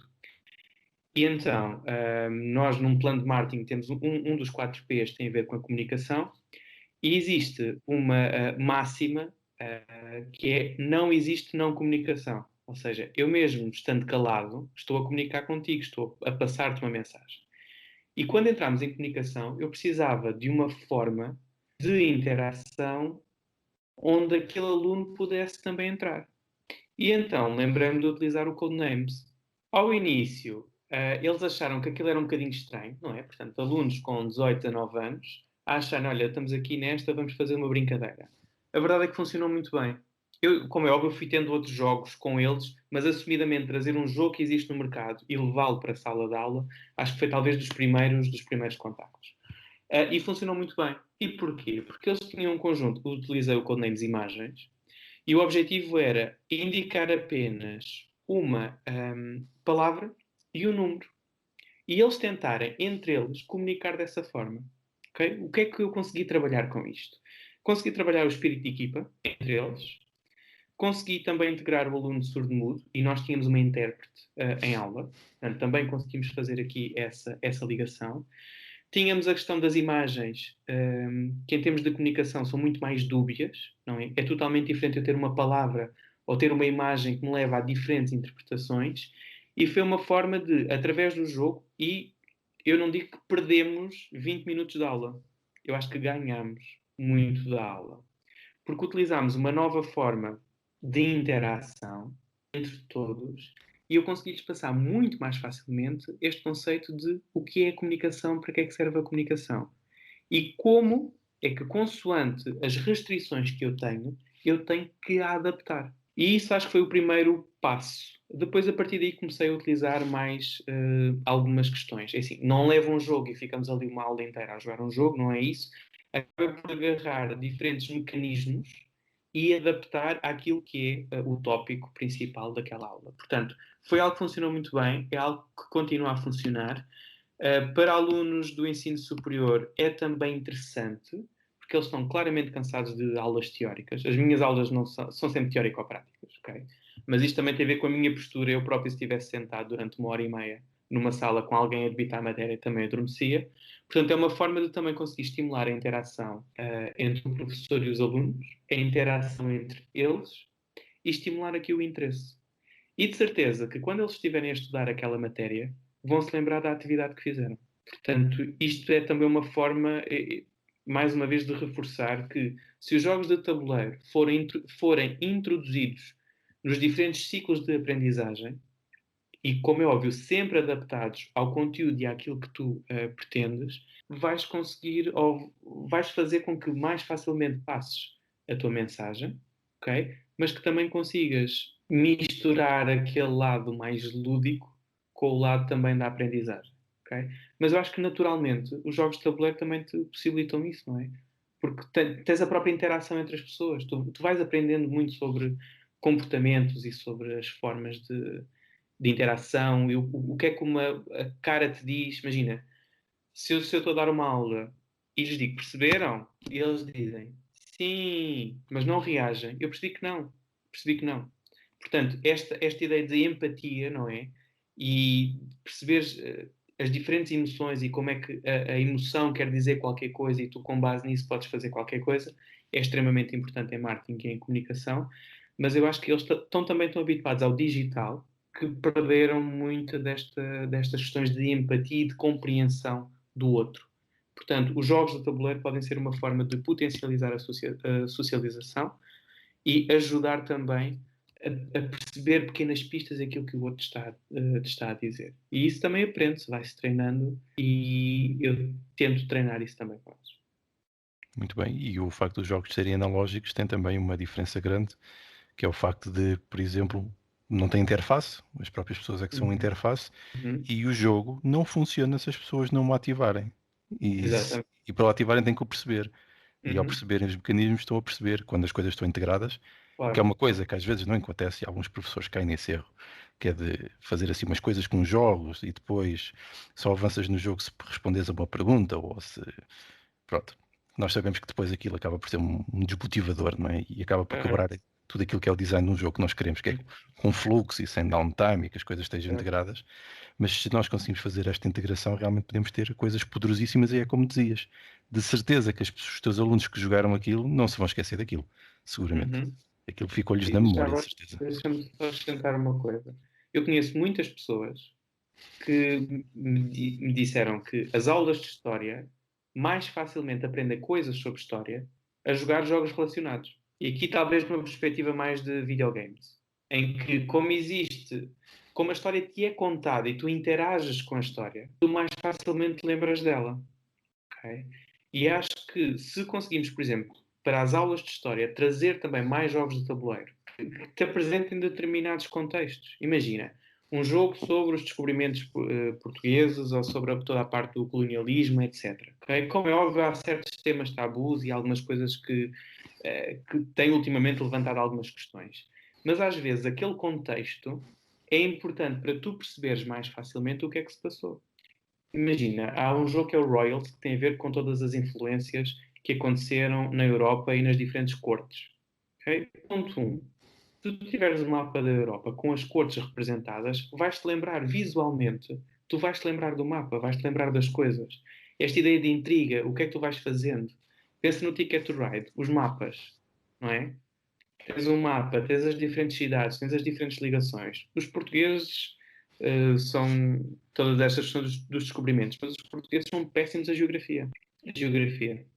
Basta perguntares a qualquer português 3 países da Europa de Leste, Jesus, ninguém te sabe identificar. Perguntar quais são os países que pertencem à União Europeia, as pessoas não te sabem identificar. E porquê? Porque eu acho que a forma como a geografia e a história é apresentada é um bocadinho mais desfocada, não é interativa. E eu acho que os jogos podem ter esse papel de te reforçar a aprendizagem. Sem dúvida. Eu que já dei aulas de história, sei bem como às vezes é difícil motivar os alunos, mas já há técnicas que é possível e eu também já tenho testado algumas e tem funcionado. Mas lá está, os próprios professores, educadores e formadores, o que é que sejam, também Uhum. precisam ter alguma formação nesta área para Não, conseguir claro, fazer este tipo de claro. coisa. E acho que estamos a chegar a uma fase em que isto está a ser valorizado à séria. Começa a ser. Uhum. Por falar em coisas sérias, uma vez que tu Uhum. estás ligado ao ensino superior, não é? Que tem todo Uhum. este lado formal e exige um Uhum. certo formalismo e coisas sérias. Alguma vez te aconteceu alguma coisa estranha por terem descoberto que era o professor que andava a fazer vídeos sobre uns jogos esquisitos no YouTube e online. Isto já te criou alguma situação hilariante ou caricata no mundo profissional Olha, depois? aconteceu-me na última reunião de professores em que houve um professor, antes da reunião, houve um professor que me ligou, o coordenador, em que se virou e disse: olha, aconteceu uma coisa muito caricata no outro dia. Uma colega nossa, ela estava a fazer umas pesquisas e de repente enviou-me o link e eu vejo um vídeo teu a fazer um tutorial de um jogo. Eu pensei: ok, então e agora? O que é que vai acontecer? Então eu não sabia, mas ela gostava também de jogos de tabuleiro e costuma jogar bastante. E estava à procura de conteúdo, encontrou-me a mim e ficou surpreendida porque não sabia que eu fazia aquilo. Okay? Ou seja, como é óbvio, isto é um hobby, não é? Portanto, nós temos as nossas profissões e depois temos um conjunto de hobbies que funcionam aqui como algo que nós fazemos nos tempos livres. Nunca me provocou nenhum problema e as pessoas acham que é interessante porque é uma coisa diferente e provavelmente não estão à espera que tu o faças. Não sei se é por associarem e isto estar também diretamente relacionado com as questões do marketing, acham que isto é perfeitamente normal, mas também pode estar relacionado com a própria instituição. Okay? A ERSC, onde eu sou professor, tem uma perspectiva um bocadinho mais informal das coisas. Okay? Como é óbvio, é uma instituição de ensino superior, mas não existe tanto aquela coisa mais fechada, como por exemplo tens na Universidade de Coimbra, nos cursos de Direito, etc. Ou seja, são cursos mais criativos e até é valorizado que os próprios professores tenham atividades paralelas que lhes permitam explorar este tipo de questões. Quanto aos alunos, pá, eles acham piada. Eles acham piada. A verdade é que também já me aconteceu, e depois de eles experimentarem algumas questões de jogos, pedirem alguns conselhos e algumas coisas que poderiam fazer. Inclusivamente, tinha um aluno que ele estava muito ligado àquelas questões de roleplay, RPG, etc. E até me perguntou se eu conhecia alguns grupos onde ele pudesse ir, porque tinha mudado de cidade. Em Lisboa não conhecia ninguém ou não conhecia nenhum grupo e eu até lhe recomendei alguns. Portanto, acho que é importante, nunca tive problema nenhum, as pessoas ficam curiosas e até apoiam o trabalho que é feito. E posso dizer que, mesmo junto da minha família, a minha mãe chegou já a participar também num vídeo que eu fiz, que era algo que pá, há 2 anos ela dizia, impensável, isso nunca vai acontecer. Mas é algo que as pessoas que estão à tua volta também começam a achar piada, no sentido também do desafio, percebes? É uma experiência diferente, é uma experiência nova. Estás ali com algo que nunca pensaste fazer na vida e olha, vamos lá que isto vai, seja o que Deus quiser e vai correr bem. Portanto, nunca tive assim nenhum problema. Não sei, tu já tiveste alguma questão sobre isso? Não, não, por acaso não. Não, porque neste momento a minha parte académica está ligada com jogos. Portanto, eles Ok. já sabem, olha, lá vem aquele alucinado de jogos, que é pôr jogos em todo lado. Portanto, já estão à espera. Mas sim, há uma certa aura de estranheza quando olham para nós como o académico que lida com jogos. É um bocado estranho. Pode Mas sempre justificar a dizer que é research, não é? Portanto, não há problema. sim, e grande parte é, aliás.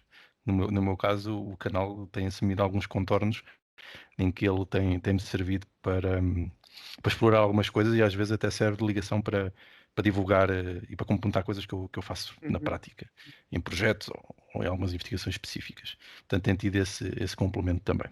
Então, já te aconteceu alguma vez ir na rua e alguém, olha o Fábio Lima, é aquele, vou lá pedir-lhe um autógrafo. Já te aconteceu alguém meter-se contigo? Autógrafo nunca me pediram, mas já me abordaram, o que é sempre estranho, sabes? Porque eu sou super despistado na rua. Ou seja, e se vou focado em fazer qualquer coisa, só vou pensar naquilo, ok? Já me aconteceu ir e ter alguém a olhar e ter alguém tipo a dizer adeus e eu disse adeus e depois percebi quem era a pessoa, que era alguém com quem eu falava no Facebook e só depois é que percebi quem era concretamente a pessoa. Já aconteceu também conhecer algumas pessoas online e depois começámos a jogar e começou aí também uma certa interação, mas eu acho que nota-se particularmente isso nas convenções. Ou seja, em que tu tens ali um conjunto de pessoas que seguem o que tu fazes, mas tu não as conheces. Até acho que podes passar um bocadinho por rude ou mal educado, porque tu não conheces as pessoas, não é? Portanto, tu não conheces as pessoas, não vais chegar a um sítio e começar a cumprimentar toda a gente, não é? Quando não sabes se as pessoas te conhecem. Agora, nas convenções acontece-me frequentemente as pessoas abordarem e dizer gosto do teu trabalho, não sei o quê. Portanto, aí acabamos por falar um pouco mais. Mas pronto, não é basicamente, não me acontece propriamente ir na rua e todos os dias tenho alguém que segue o canal a dizer olha, gostei muito, então e qual é que é o vídeo desta semana? Não, pronto, não chegamos a esse nível, portanto. A mim aconteceu uma coisa caricata no verão, acho que já disse. Estava eu numa praia fluvial e alguém diz Micael Souza. Eu, ninguém me chama pelo primeiro e segundo nome, mas que é isto? Certo, certo, E era certo. uma pessoa que seguia o canal, pronto. Uma coisa. Ok, Consegui-me ok, reconhecer dentro da água, que é sempre uma coisa curiosa.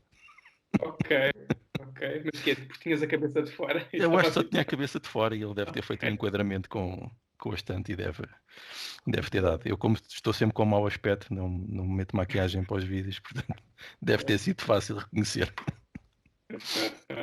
Então, voltando aqui à mesa, ou aos jogos concretamente, já nos falaste com quem é que costumas jogar, mas não falaste muito do que costumas jogar, mas também Uhum. de algumas atitudes à mesa, que isto é uma coisa que eu te queria perguntar e que a mim Uhum. tem sempre alguma curiosidade pessoal, porque eu posso me definir um bocado como trash talker. Quem me Dá-me essa aparecer perto definição de de uma mesa, pessoal. e eu estiver a jogar com as pessoas com quem eu costumo jogar, aquilo pode ser chocante e tem que levar muitos pis e bolinha vermelha e tudo mais. Como é que tu vês isto, os trash talks e estas Mas abordagens o que é aos porque o trash jogos? talk é no sentido da provocação direta à pessoa. Imagina, fazes qualquer coisa e dizes, toma lá e não sei o quê, e vai para aqui, vai para ali. É Tudo, vale isto? tudo, vale tudo. É terrível. Desde linguagem imprópria, gozar com os outros e afins. Olha, confesso que o grupo de pessoas com quem eu jogo, por norma, não tem esse tipo de abordagens. Ok? Portanto, também não estou assim tão habituado a esse tipo de discursos ou a esse tipo de onda. Mas que eu acho que é diferente de tu seres simpático para a pessoa. Ou seja, porque para mim a questão da simpatia aqui é mais ao nível das ações. Quer dizer, olha, coitadinho, não vou fazer isto porque, pronto, olha, posso fazer outra coisa. Pronto. Aí não tenho tanto essa postura. Eu acho que é do género. Se o jogo permite fazer-te e tu podes fazer, assim, não tens que culpar o jogador, tens que culpar o jogo. Isto em termos da ação que tu fazes. Pá, mas por norma é esse tipo de conversa, não, assim um bocadinho mais hardcore, não costuma surgir e eu próprio não, não costumo ter. Talvez um ou outro pi, uma palavrinha começada por M, olha, Ok. vai, não sei onde, fizeste isto e não sei o quê, mas pá, é muito residual, não é algo que, eu prefiro mais aquela questão de a pessoa faz-te qualquer coisa, não é? E passado umas jogadas, tu dás a volta e a pessoa ainda tentou prejudicar-te, mas depois acabou por ficar pior no fim. Prefiro mais esse embate de realidade do que propriamente estar a dizer isto e dizer aquilo. Portanto, não é tanto, Eu disse isto tanto a minha porque abordagem.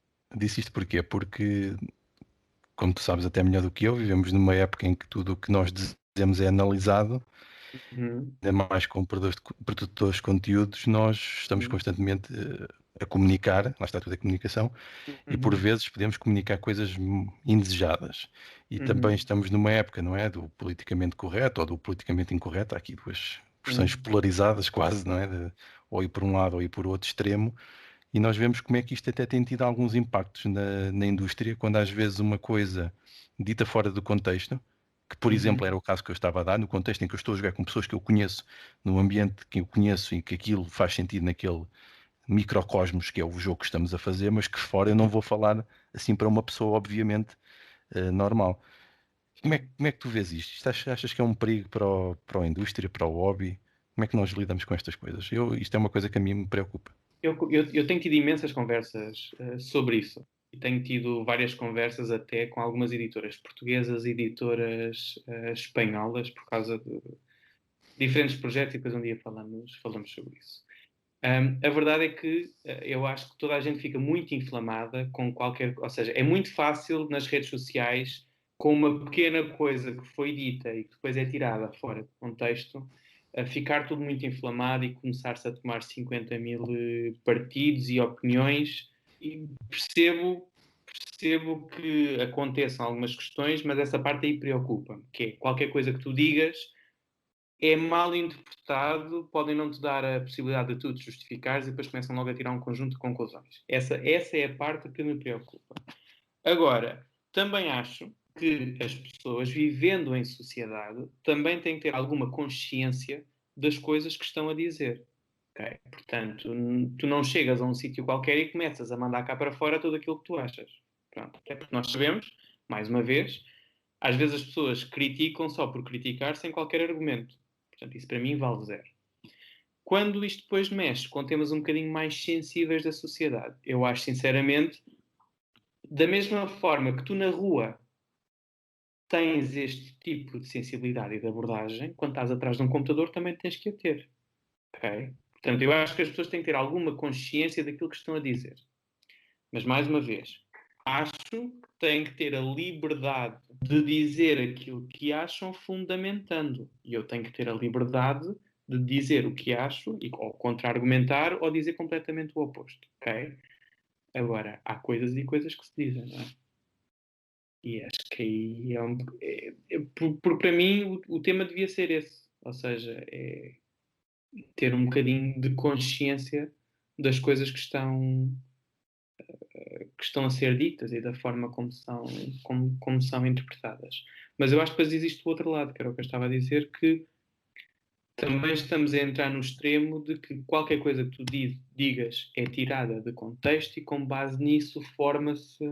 E não estou a falar de nenhum caso em concreto, mas acho que existe aqui algo que pode gerar aqui alguns problemas. Mas foi o que eu disse, ou seja, não te consigo dizer que tenho uma opinião extremamente clara e extremamente definida sobre este assunto, mas acho que as pessoas têm que ter algumas questões e algum cuidado também naquilo que dizem, porque não o iriam fazer na rua, percebes? Tu não chegas à escola da tua filha e começas a insultar a professora, por muito que te apeteça, Não, mas ok? não me apetece, não me apetece. Pronto, mas isto seria uma situação. Até porque Seria ela uma pode estar a situação. ver isto. Ela pode estar a ver isto e é um Tudo perigo. bem, tudo bem. Olha, se estiver a ver, um beijinho. Mas a questão é essa, ou seja, acho que as pessoas têm que, o comportamento que têm no offline tem que ser o comportamento que têm no digital. Da mesma forma que eu acho que se tu entras numa onda de ofensas no digital, acho sinceramente que também devias ser penalizado por isso. Porque eu não vejo grande distinção em termos do que é o teu comportamento, daquilo que fazes de um lado e aquilo que fazes no outro. Porque tu continuas a ser a mesma pessoa. Okay? Calhar se isso acontecesse, as pessoas já não vinham com aquela postura de mandar bitites e não sei o quê, sem qualquer impunidade, não é? Pronto, isto depois leva-nos para outras questões um bocadinho mais alargadas, que é eu ir para a página de alguém e insultar a pessoa, dizer, estás gorda e não sei o quê, olha essas estrias e não sei o quê. Não, é só ridículo, percebes? É só parvo, é um conjunto de recalcamentos e tu vais trazer para cá. E acontece mesmo com os jogos de tabuleiro. Portanto, se me perguntares se existem temas que eu acho tabu nos jogos de tabuleiro, em termos de tema, pá, eu acho que talvez não hajam assim temas tabu. Se tu levares isto, talvez numa perspectiva até de ensinar as pessoas e de mostrar o que é uma determinada realidade, eu acho que o tema não tem que ser imediatamente, não tens que castrar o tema a esse nível. Mas isto, se calhar, sou eu, nesta perspectiva de que os jogos ajudam na aprendizagem sobre determinadas situações. Mas percebo que para as editoras e para os autores seja um desafio e para os próprios produtores de conteúdo. Qualquer coisa que tu digas pode ter um impacto Pois, menos positivo. pode estar uma escorregadela às vezes sem querer, só, Sim. só a abordar o tema de um jogo. Isto às vezes é perigoso. Mas pronto. E agora voltando aqui a outra coisa mais pessoal, tens assim de memória alguma coisa que tenha sido a tua pior experiência de jogo? Pô, olha, vou-te dizer, pronto, foi aquele que talvez Não não digas tenha o sido a braço, por pior. favor, não digas Foi o braço. exato, era o que eu te ia dizer. Epá, Eu não. acho que não, pera, não pelo jogo em si, porque eu gostei imenso do jogo e gosto imenso do jogo. Era Mas qual foi, braço já agora? Era ah, o primeiro ou foi foi antes estas da novas? reformulação. Foi antes da reformulação. Ok.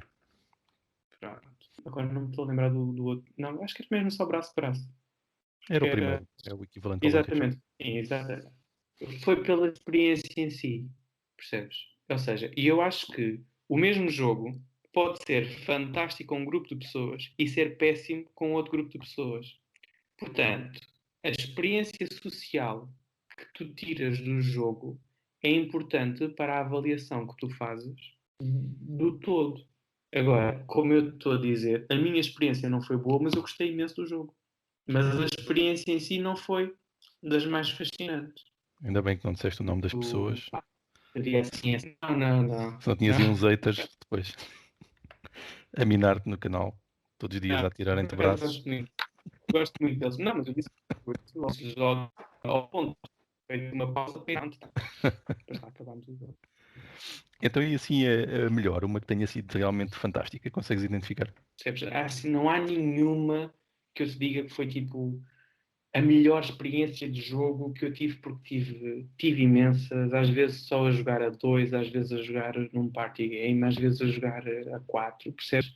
Foram, foram várias coisas que foram surgindo. Portanto, não te consigo dizer tipo a melhor de todas, mas posso dizer que sou muito feliz sempre que volto a jogar o Tokaido, sou muito feliz sempre que jogo um Concórdia, sou muito feliz sempre que jogo um Five Tribes. Portanto, porque lá está, vão-me trazendo aqui, posso não jogar durante algum tempo, mas quando volto dou-me gosto, sabes, e fico feliz, e é algo que me faz sentir bem, e toda a experiência é interessante, eu acho que isso também é positivo.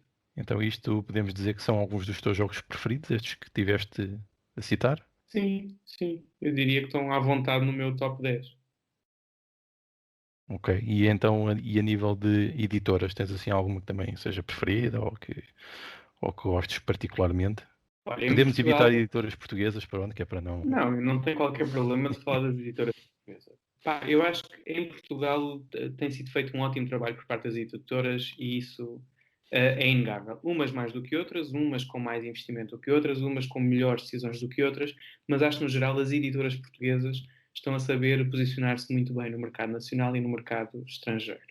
Em termos de editoras lá fora, pá, eu confesso que gosto imenso dos jogos da Pegasus. Ok? E porquê? Porque tanto tem jogos familiares como depois tem jogos um bocadinho mais complexos e conseguem dar-me aqui alguma diversidade no leque de opções que têm. Gosto muito das editoras francesas, no geral. Eu acho que o mercado francês é um mercado diferente do mercado alemão. Mais jovem, mais fresco, uma arte um bocadinho mais interessante, até com algumas novidades em termos de mecanismos, mas também me parece um mercado que eu acho que o mercado alemão é um bocadinho mais de Eurogames e ainda tem muito esta tradição. Parece-me que, e com alguma complexidade e estratégia, enquanto que o mercado francês parece-me jogos um bocadinho mais de introdução, jogos mais familiares e que depois também apostam muito nesta questão da arte. E isto ajuda-me também a vender uma ideia, percebes? Portanto, consigo aliar-me aí muito bem. Mas É diria verdade, é assim, verdade. Eu já estive no Paris Ludique, ah, fisicamente lá, e aquilo é incrível. Eu sim. nunca vi nada assim, da quantidade de famílias de jogar jogos, carrinhos de bebés, Uhum. miúdos por todo lado, grande confusão, numa coisa numa escala imensa. Pronto, Paris é muito grande, não é? Mas nota-se que realmente é diferente. É outro tipo de abordagem. Mas lá está. E depois também tens cada editora com uma tenda Sim. a mostrar as novidades e a fazer muitos playtests. Ou E bem seja, portanto, eu grandes. vou Bem lá, grandes. exatamente, portanto, eu vou lá, não é apenas para jogar, eu até vou jogar coisas que são novidade ou que ainda não saíram. Portanto, há um atrativo e o mercado francês está a crescer de forma brutal. De forma brutal, e eu acho que sabem trabalhar depois muito bem a comunicação. Portanto, depois eu acho que também vou gostando de diferentes editoras, não tanto da editora em si, mas depois das propostas que vão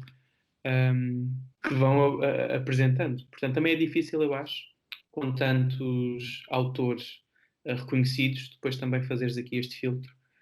Mas até posso dizer, por exemplo, um dos meus autores preferidos, gosto muito do Phil Walker Harding, gosto muito do Bruno Catala, por exemplo, apesar de ele lançar um jogo, oh, pai, 2 jogos ano a ano, e eu não os compro todos, mas há ali uma linha que eu acho particularmente interessante e com a qual me identifico. Pronto, acho que já tivemos aqui uma conversa esmagadoramente grande, mas acho que Sim. interessante. Ou seja, ficámos aqui nos 5, 6 minutos, não é? Do alto impacto dos vídeos. Temos aí quase isso. Mas multiplicado por muitos e elevado ao tédio. Não, espero que não. Espero que não. Esperemos Eh, que não, esperemos que não. Esperemos que o plano ainda se mantenha, não é? esperemos que não. Queres fazer aqui mais alguma partilha, assim livre, antes de encerrarmos isto? Olha, a única coisa que eu gostava de pedir, que é algo que eu penso sempre nos meus vídeos de review, é que a própria comunidade seja um bocadinho mais participativa, que exista este reconhecimento do trabalho que é feito pelos produtores de conteúdo mas essencialmente que as pessoas joguem mais, se divirtam mais, percebam que realmente os jogos podem funcionar em diferentes contextos, que cada um na sua própria casa pode influenciar todos os outros que estão à sua volta. Como é óbvio, isto não é para ser tipo uma religião, a religião dos board gamers, não é esse o objetivo, mas que as pessoas percebam que isto pode ser uma forma de também saírem das suas rotinas e começarem a fazer coisas diferentes, a interagir com as pessoas, voltarem a estabelecer contactos, seja através dos jogos de tabuleiro físicos, seja através das diferentes implementações digitais que foram criadas, que com esta situação de pandemia e confinamento até têm tido um crescimento bastante grande e que eu acho que continuam a fazer sentido. Portanto, era isso. Portanto, apoiar mais aquilo que se faz em Portugal, a comunidade portuguesa, os produtores de conteúdo, as próprias editoras, comprem aquilo que é nacional, mas essencialmente joguem. E joguem muito. Muito bons conselhos. Eu quero agradecer a tua vinda aqui Obrigado eu e pelo. foi aqui uma excelente conversa, a meu ver, e vamos ver se realmente vamos ter aqui comentários e podemos continuar a interagir depois, já no modo através do debate, caso as pessoas Uhum. que virem, as 3 ou 4 que virem, estejam para aí viradas. Vamos ver, Exatamente. logo se vê. Esperemos que sim. E pronto, e vemo-nos, espero que nos possamos ver depois nas convenções, quando elas voltarem a estar disponíveis, Sim. abertas, e esperemos que um novo normal seja pelo menos parecido com algo daquilo que tivemos, porque eu acho que aquilo que havia era muito bom. Espero que isso seja possível. Esperemos. E pronto, obrigado e até um dia deste, até uma próxima convenção. Adeus, até à próxima.